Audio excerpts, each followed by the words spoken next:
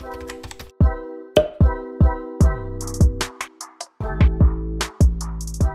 guys, welcome to my channel. My name's Linda, and on this channel I'm going to be sharing tips and tutorials geared towards beginners or for anyone who's looking for new sewing patterns. Today I have a tutorial on how to properly print and assemble your digital PDF sewing patterns. If you're looking for sewing patterns to make, I'll also link down below sewing patterns that I have available on my page. Or if you already have a sewing pattern in mind, keep watching and I will run through the detailed step-by-step of how to properly set up your print settings and how to assemble it.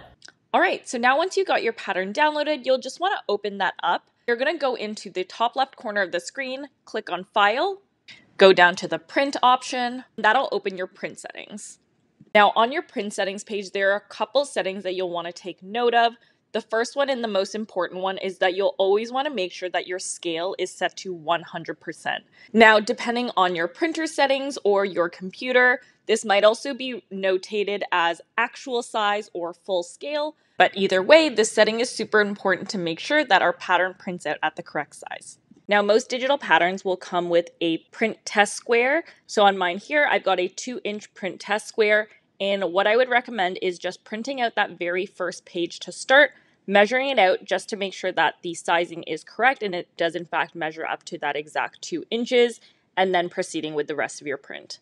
And the next setting to take note of is your paper size. So right now I've got this set at A4 size. Now the way that I have my pattern set up, you can use the pattern file to print out either in A4 size, in US letter size, or US legal size. And in any of those paper sizes, you're always just going to trim around the border that's outlined on each page. Now, I've seen many other creators or brands create their patterns with different files for each different paper size. So for example, there will be one file dedicated to the A4 size, another file dedicated to US letter size. So you definitely just want to make sure that you're taking note of the specific instructions in the pattern that you're using. And finally, in terms of the orientation setting, you'll always want to make sure that it's set to portrait unless otherwise indicated on your pattern. And once you have that all set up, you're just going to hit print.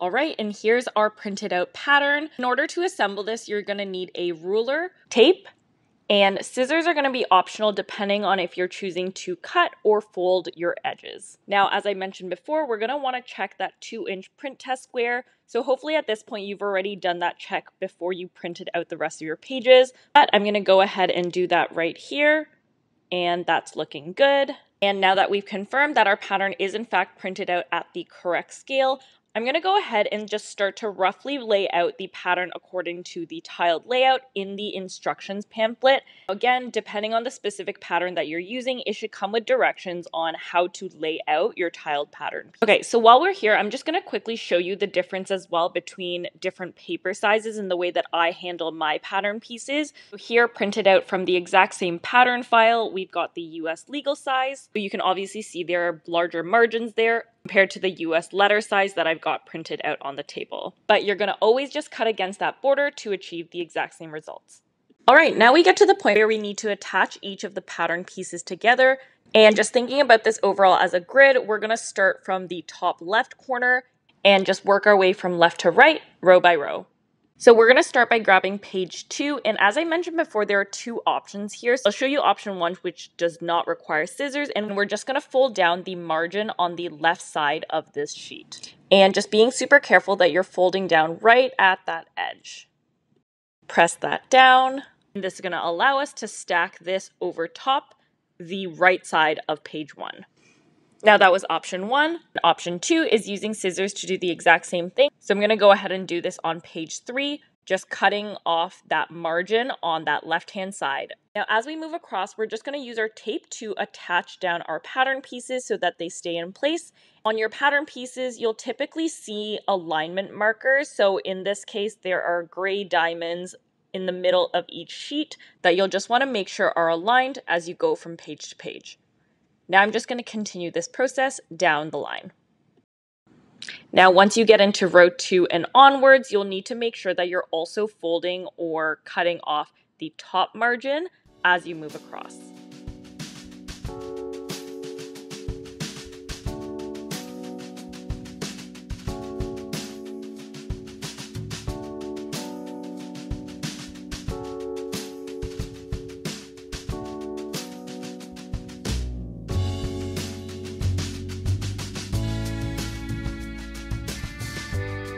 Okay, perfect. Now we've got our pattern all taped up.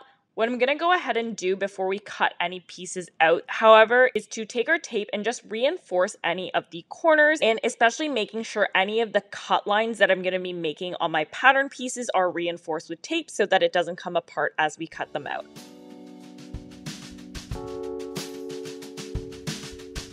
Okay, great. Now we have our pattern and it's all reinforced. What we're going to want to do is refer back to the size chart that's typically included in the instructions pamphlet, and it's going to have the measurements outlined according to each size. So once you figure out which size you need to cut out, you're going to then go into the size key. So in this case, it's found in the top left corner here. And that's going to tell you which line on the pattern pieces you're going to need to follow to cut out. And so in my case here, we're going to be cutting out an extra small size. And so here, I'm just going to reference the same line that's in the size key and map it back to the front and back bodice pieces. And now just cutting these out.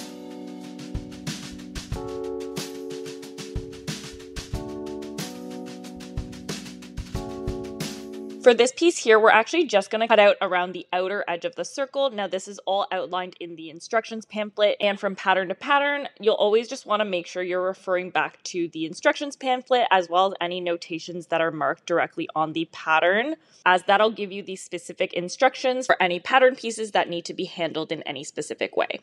And then with that, you're just going to clear out any excess paper.